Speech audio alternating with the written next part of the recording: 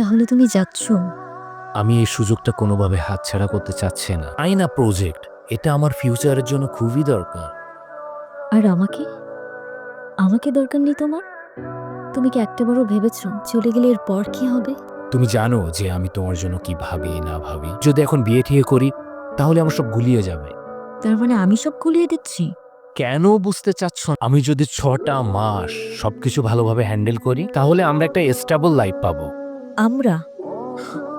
তুমি তোমার লাইফটা গুছাচ্ছ, সেখানে আমি কোথাও নেই। প্লিজ আরে প্লিজ, তুমি তোমার পরিবারকে নিয়ে একটাবার আমার মামার সাথে কথা বলো। তোমার এক্ষুনি বিয়ে করতে হবে না।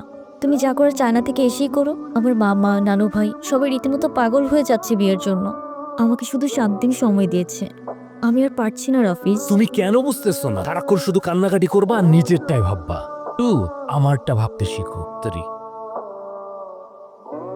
যদিও আমি এর বিপক্ষে, কিন্তু আপনি চাইলে তো।